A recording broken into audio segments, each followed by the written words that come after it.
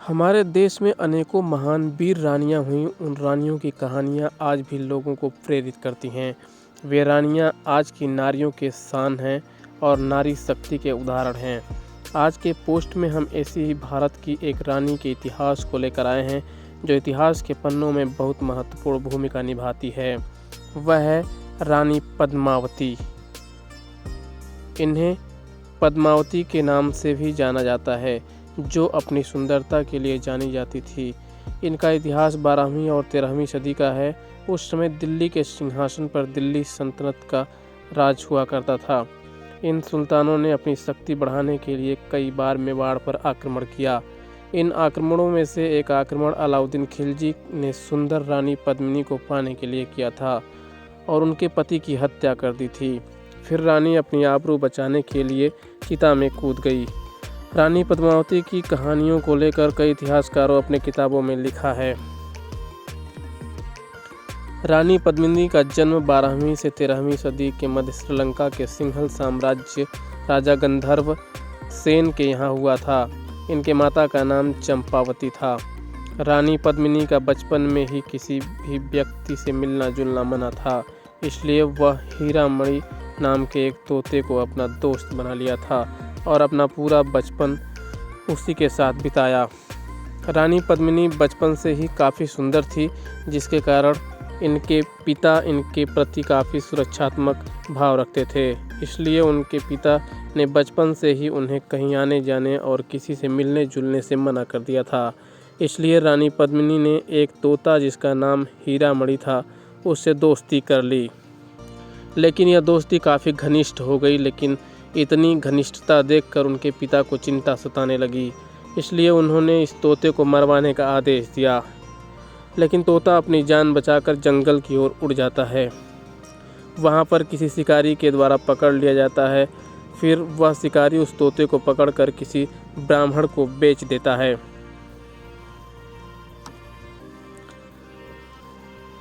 ब्राह्मण उस तोते को चित्तौड़ के राजा रतन सिंह को दे देते हैं। तोते के क्रियाकलापों को देखकर राजा बहुत प्रसन्न होते हैं, इसलिए वे तोते को ब्राह्मण से खरीद लेते हैं। फिर वह तोता राजा रतन सिंह को बस रानी पद्मिनी की सुंदरता का बखान करता है, जिसके कारण राजा को रानी पद्मिनी को देखने की तीव्र इच्छा होती है। रानी पद्मिनी के सुंदरता के बारे में सुनकर राजा रतन सिंह उनसे मिलने के लिए व्याकुल हो जाते हैं और जब उन्हें पता चलता है कि रानी पद्मिनी के पिता ने उनके लिए स्वयंवर आयोजित किया है, तब वे अपने 16,000 सैनिकों के साथ सिंहल साम्राज्य पर आक्रमण कर देते हैं। लेकिन रतन सिंह को हार का सामना करना पड़ता है और उन्हें कैद कर लिया जाता है। बाद में जब पद्मिनी के पिता गोवर्धन सेन को राजा रतन सिंह के गायक द्वारा पता चलता है कि वह चित्तौड़ के राजा हैं, तो अपनी बेटी का विवाह रतन सिंह से करवा देते हैं। यही नहीं बल्कि राजा रतन सिंह के साथ आए 16,000 सैनिकों का भी विवाह सिंघल साम्राज्य के 16,000 राजकुमारियों के साथ संपन्न करवा दिया जाता है। राजा रतन सिंह बहुत अच्छे शासक थे, साथ ही कला के संरक्षक भी थे। उनके दरबार में कई प्रतिभाशाली लोग थे। उन्हीं में एक संगीतकार राघव चेतन भी था, जो एक जादूगर भी था, लेकिन लोगों को इसके बारे में पता नहीं था। राघव चेतन अपनी जादू का उपयोग बुरे काम में भी करता था। यहाँ तक कि एक बार उसे बुरी आत्माओं को बुलाते हुए लोगों ने देख लिया। इसके बाद राजा रतन सिंह ने उसे अपमानित करके अपने राज्य से बाहर निकाल दिया।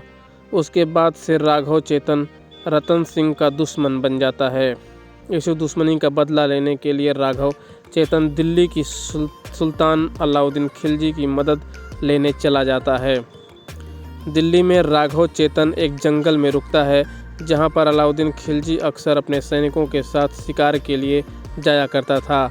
एक बार जब सुल्तान अलाउद्दीन खिलजी अपने सैनिक दल के साथ जंगल शिकार करने के लिए गया, तब राघव चेतन बांसुरी से मधुर स्वर निकालता है, जिसे सुनकर राजा और बाकी सैनिक दंग रह जाते हैं कि जंगल में इतना मधुर बांसुरी कौन बजा रहा है।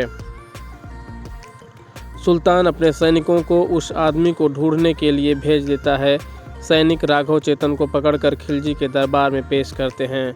अलाउद्दीन खिलजी जब उस संगीतकार राघव चेतन के संगीत को सुनता है तब वह उसे अपने दरबार में आने को कहता है, लेकिन राघव चेतन तो राजा रतन सिंह से बदला लेना चाहता है।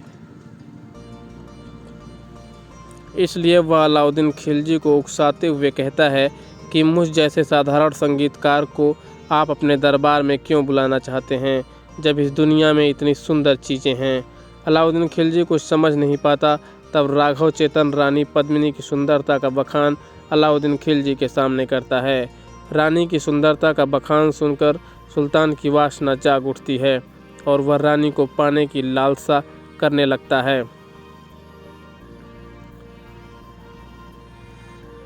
राघव चेतन के द्वारा रानी पद्मावती की सुंदरता का बखान सुनकर अलाउद्दीन खिलजी पद्मावती को देखने के लिए चित्तौड़ पहुंचता है, जहां पर वह रतन सिंह को कहता है कि वो रानी को अपनी बहन के समान मानता है और वह उनसे एक बार मिलना चाहता है। रतन सिंह सहमति दे देते हैं, लेकिन चित्तौड़ की रानियां किसी भी पराये मर्द के सामने अपना चेहरा नहीं दिखाती थी। इसलिए रानी आईने में अपना चेहरा दिखाने के लिए राजी होती हैं। अलाउद्दीन खिलजी जब रानी पद्मावती के एक झलक को आईने में देखता है तो उसकी सुंदरता को देखकर वह उस पर मोहित हो जाता है और उसे पाने के लिए चाल चलता है। वह अपने शिविर में वापस लौटता है और मौका देख रतन सिंह को अपना बंदी बना लेता है और फिर रानी पद्मावती की मांग करता है। अलाउद्दीन खिलजी के द्वारा रतन सिंह को बंदी बनाने की खबर जब गोरा और बादल तक पहुंचती है तो वो अगले दिन भोर होते ही किले से 150 पालकियां खिलजी के शिविर की तरफ लेकर रवाना हो जाते हैं। पालकियों को देखकर रतन सिंह को लगा कि शायद पालकियों में उसकी रानी पद्मिनी और बाकी दूसरी दासियां हैं, जिसकी वजह से उन्हें बहुत अपमानित महसूस होता है।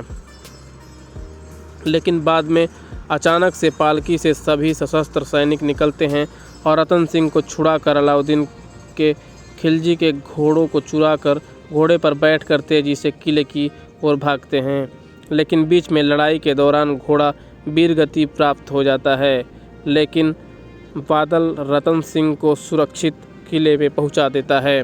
जब अलाउद्दीन खिलजी को पता चलता है कि रतन सिंह उसके कैद से बाहर निकल चुके हैं तब वह गुस्से से आकर अपनी सेनाओं को लेकर चित्तौड़ पर आक्रमण करने के लिए निकल पड़ता है।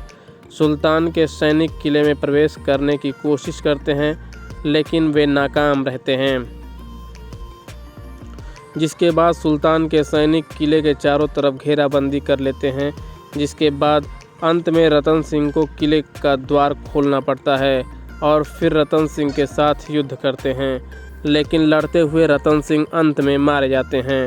रानी पद्मिनी और बाकी दासियों को जब राजा की मौत के बारे में पता चलता है तब उन्हें लगता है कि अब चित्तौड़ के सभी पुरुष सुल्तान के सैनिकों द्वारा मारे जाएंगे और वहां की नारियों को उनकी गुलामी करनी पड़ेगी।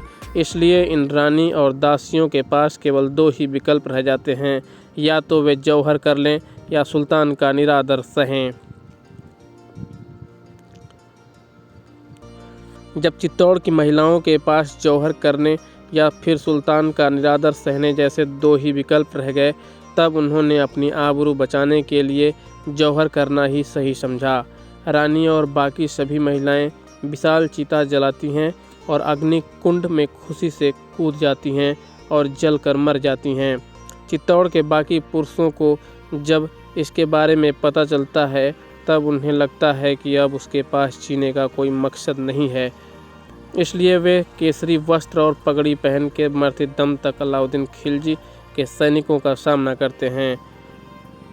जब अलाउद्दीन खिलजी विजय पाकर किले में प्रवेश करता है तो वहां पर आग और जली हुई हड्डियों के अतिरिक्त कुछ भी नहीं बचता। इस प्रकार चित्तौड़ की नारियां अपनी आबरू बचाने के लिए अग्निकुंड में कूदकर एक महान उदाहरण पेश करती हैं। आज भी चित्तौड़ के लोग उन औरतों के बलिदान को गर्व से याद करते हैं। आपको ये कहानी कैसी लगी? अगर कहानी अच्छी लगी हो तो प्लीज़ लाइक, शेयर और सब्सक्राइब ज़रूर करें। धन्यवाद।